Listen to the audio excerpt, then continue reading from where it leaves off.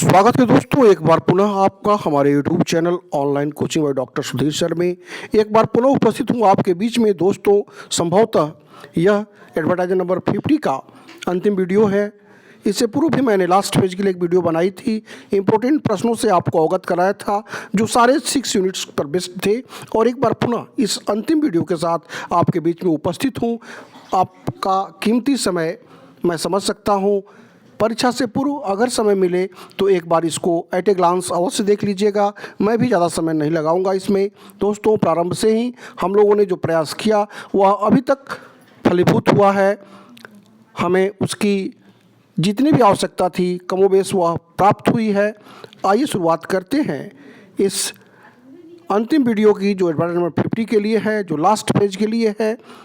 पहला प्रश्न है दोस्तों, 1867 में स्थापित भारत की किस मौसम विज्ञान वेधशाला को विश्व मौसम विज्ञान संगठन जेनेवा द्वारा शताब्दी अवलोकन स्टेशन का दर्जा दिया गया है? Which meteorological observatory of India established in 1867 has been given the status of centenary observation station by the world meteorological organization Geneva?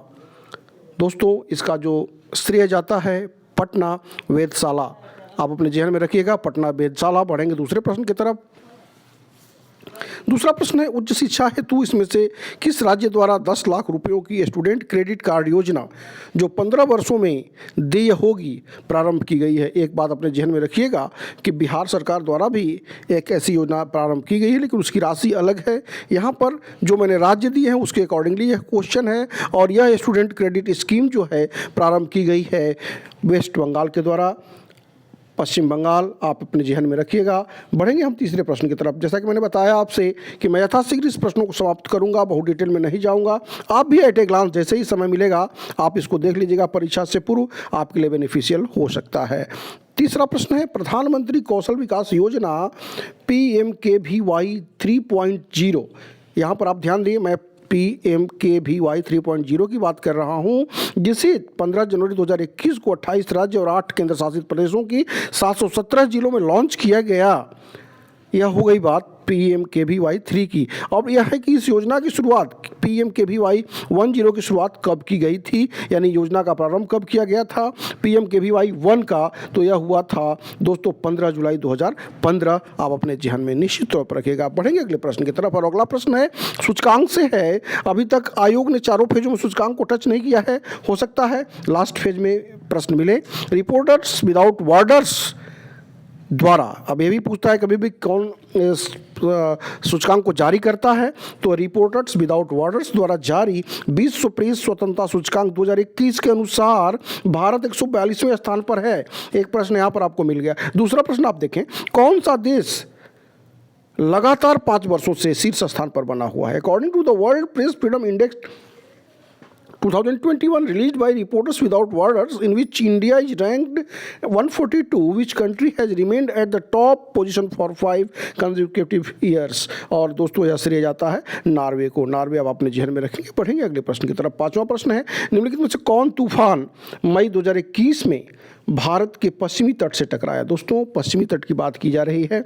बहुत से सारे तूफान आए थे। यहाँ पर मैं जिस तूफान की बात कर रहा हूँ उसने पिछले 23 वर्ष का, जिसे पिछले 23 वर्ष का सबसे भयावह तूफान माना गया है, और वह है तौकते, जो पश्चिमी गुजरात तट पर मुख्य रूप से टकराया था। और यह बड़ा ही भयावह तूफान था। Tauktae is the right answer of this question. Now move to the question number 6। अब यहाँ पर स्पोर्ट्स से क्वेश्चन है, और यह भारत के लिए गौरव की बात है। भारतीय मूल के किस खिलाड़ी ने जूनियर 2021 वर्ग का खिताब जीता विंबलडन में? तो यह जीता है समीर बनर्जी ने। दोस्तों, समीर बनर्जी को अपने जहन में रखिएगा। और हम बढ़ेंगे अगले प्रश्न की तरफ। और अगला प्रश्न एक बार पुनः आपका होगा टीचिंग एप्टीट्यूड से। टीचिंग एप्टीट्यूड में कह रहा है, शिक्षण के दौरान विद्यार्थियों की अधिकतम सहभागिता किसके द्वारा संभव है? By whom maximum participation of students is possible during teaching? दोस्तों बता दें, demonstration method is the right answer of this question. B is the right answer, निर्देशन पद्धति। और बढ़ेंगे 8वें प्रश्न की तरफ। और 8वां प्रश्न है, भारत सरकार ने 2018 में शोध चोरी रोकने के लिए किस सॉफ्टवेयर के प्रयोग की अनुमति दी है? The Indian government has allowed to the use of which software to prevent research piracy in 2018? And the right answer of this question is Turnitin software के द्वारा इस रिसर्च पायरेसी को रोकने के लिए इंडियन गवर्नमेंट ने allowed किया है। तो नितिन आप अपने इस स्मृतियों में रखिएगा और बढ़ेंगे हम 9वें प्रश्न की तरफ। और 9वां प्रश्न है, वह अनुसंधान जो सामाजिक विज्ञान और व्यावसायिक संगठनों में प्रयोग किया जाता है जाना जाता है। The research that is used in the social sciences and business organization is known as, दोस्तों, एक्स पोस्ट फैक्टर रिसर्च, घटनोत्तर अनुसंधान इसको हम कहते हैं। बढ़ेंगे 10वें प्रश्न की तरफ। 10वां प्रश्न है कि राष्ट्रीय शिक्षक शिक्षा परिषद की स्थापना कब हुई? When was the national council for teacher education established? तो दोस्तों इसका सही जवाब है 1995, 1995। और बढ़ते हैं 11वें प्रश्न की तरफ। 11वां प्रश्न एक बार आ गया आपके लिए, किसके लिए? तो यह है ICT के लिए ईमेल भेजने के लिए कौन सा प्रोटोकॉल प्रयोग किया जाता है? तो हम आपको बता दें, 4 ऑप्शन यहाँ पर आप देख रहे हैं। इसमें जो सही ऑप्शन है वह सी है, SMTP। SMTP का फुल फॉर्म भी आप जान लें, simple mail transfer protocol is used for sending and receiving email. तो SMTP आप अपने दिमाग में रखेंगे। और बढ़ेंगे हम 12वें प्रश्न की तरफ। और 12वां प्रश्न आपका एब्रिविएशन से है JPEG। JPEG का फुल फॉर्म क्या है, एब्रिविएशन क्या है? तो दोस्तों हम बता दें कि JPEG का जो एब्रिविएशन है joint photographic expert group, D इसका सही जवाब है। और पढ़ेंगे 13वें प्रश्न की तरफ। और 13वां प्रश्न कह रहा है, जिस तरह से कुकीज, फायरवॉल, इस तरह के क्वेश्चन आए हैं, इस तरह से इसमें देखें इनमें से किसके द्वारा इंटरनेट डेटा को सबसे छोटे तथा सबसे तेज मार्ग द्वारा निर्धारित पते तक पहुंचाने का कार्य किया जाता है? तो यह कार्य किया जाता है राउटर के द्वारा। Be the right answer of this question. और बढ़ते हैं 14वें प्रश्न की तरफ। और 14वां प्रश्न किसका उदाहरण माना जा सकता है? Track ball is known as an example of, तो track ball is known as example of input device. Input device is the right answer of this question. Now move to the question number 15. मैं बहुत जल्दी इसको समाप्त कर रहा हूँ दोस्तों। मैं समझ सकता हूँ आपकी समय की महत्वपूर्णता को समझ सकता हूँ। बस मैं आपसे ही गुजारिश करूँगा कि अगर आपको समय मिलता है एट ए ग्लांस आप इसको एक बार देख लीजिएगा। आपके लिए आने वाली जो 3rd फेज की परीक्षा है उसके लिए बेनिफिशियल हो सकता है। अगर आप कूनो, बांधवगढ़, संजय और माधव नेशनल पार्क जाना चाहते हैं तो आपको किस राज्य में जाना होगा? यानी कि ये सारे जो नेशनल पार्क हैं वह किस राज्य में अवस्थित हैं? तो कूनो, बांधवगढ़, संजय और माधव नेशनल पार्क ये सारे कहाँ अवस्थित हैं? तो ये सारे अवस्थित हैं मध्य प्रदेश में। आप इसको याद रख लीजिएगा, Madhya Pradesh is the right answer of this question. अगला प्रश्न है जो करंट आपका इन्वायरमेंट इश्यूज है, प्रकृति के सानिध्य में रहकर तनाव से मुक्ति के लिए किस राज्य ने पहली बार हीलिंग सेंटर का उद्घाटन किया है? In which state for the first time healing centre has been inaugurated? तो यह किया है उत्तराखंड ने, रानीखेत में। तो यह उत्तराखंड इसका सही जवाब हुआ।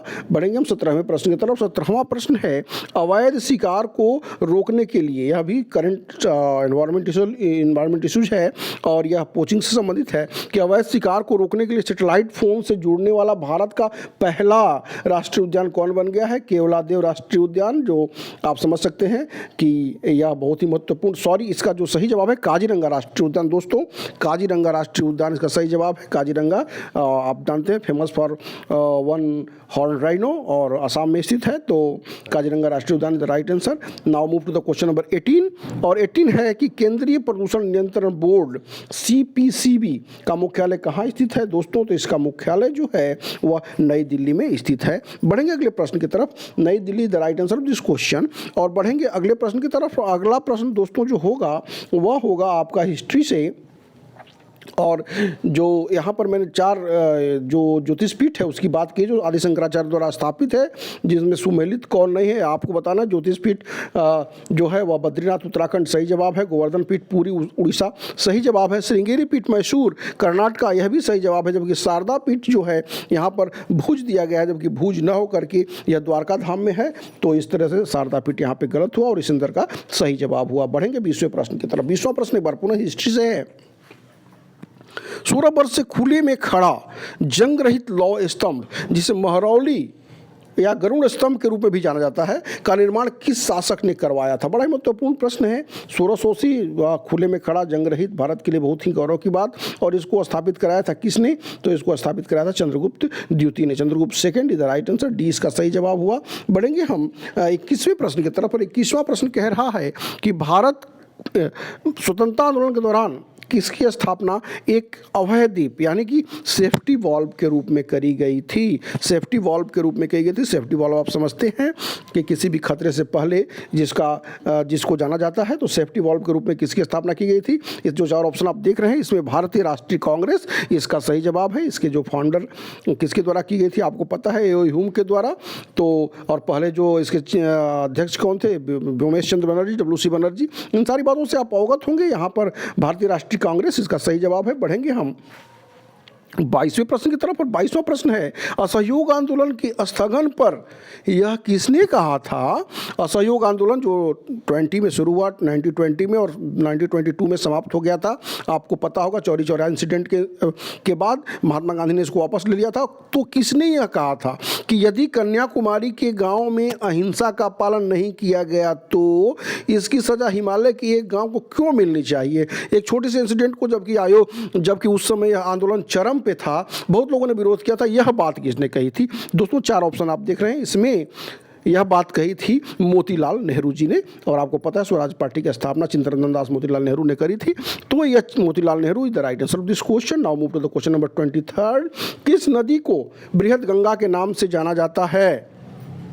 वृद्ध गंगा के नाम से जाना जाता है। वृद्ध गंगा के नाम से यानी बूढ़ी गंगा के नाम से जाना जाता है, जिसकी प्रमुख सहायक नदियाँ इंद्रावती, वेनगंगा और पेनगंगा भी है।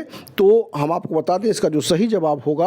और यह प्रश्न एक और भी बनता है कि दक्षिणी भारत की गंगा के नाम से कावेरी को जाना जाता है, यहाँ वृद्ध गंगा की बात की गई है। तो यह हो गया, इसका जो सही जवाब हुआ वह हो गया गोदावरी। गोदावरी इसका सही जवाब होगा। आप अपने जेहन में इसको निश्चित तौर पर रखेंगे। हम बढ़ेंगे अगले प्रश्न की तरफ। और अगला प्रश्न यहाँ पर देखें, यह अवरक होना चाहिए। यह माइका है। माइका के उत्पादन में सबसे ज़्यादा फर्स्ट पोजीशन पे लीडिंग प्रोड्यूसर स्टेट जो है इंडिया में वो आंध्र प्रदेश सही है।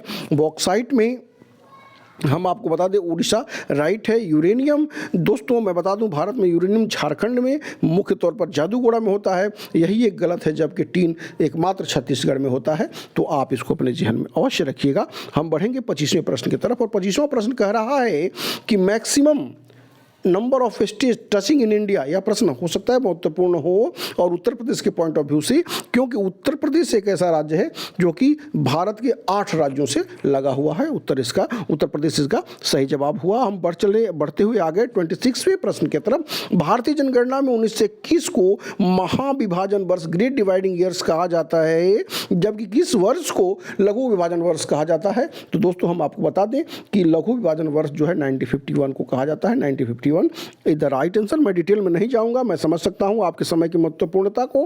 अब 27वां प्रश्न आप देखिए, कभी न विघटित होने वाला, जैसे कि कौन सा सभा है जो कभी विघटित नहीं होता। राज्यसभा आप जानते हैं। तो कभी ना विघटित होने वाली सभा जिसे भारतीय संसद में राज्यसभा के नाम से जाना जाता है, किसका प्रतिनिधित्व करती है, यानी कौन उसमें जाता है, कौन रिप्रेजेंट करता है। तो यहाँ 4 ऑप्शन आप देख लें, इसमें राज्य और संघ राज्यों के क्षेत्रों का यह रिप्रेजेंट करता है। डी इसका सही जवाब हुआ। बढ़ेंगे 28वें प्रश्न की तरफ। और 28वां प्रश्न कह रहा है कि what is the minimum age limit for election to the member of legislative assembly, यानी कि विधानसभा का सदस्य बनने के लिए मिनिमम एज क्या होनी चाहिए दोस्तों 25 ईयर्स। और मेंबर ऑफ पार्लियामेंट के लिए भी यही एज होनी चाहिए। 25 years is the right answer of this question. Now move to the question number 29।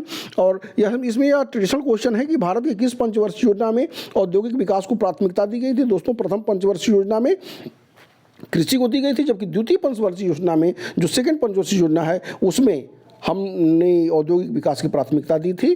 तो सेकंड आप समझ लीजिए, सेकंड 5 ईयर प्लान।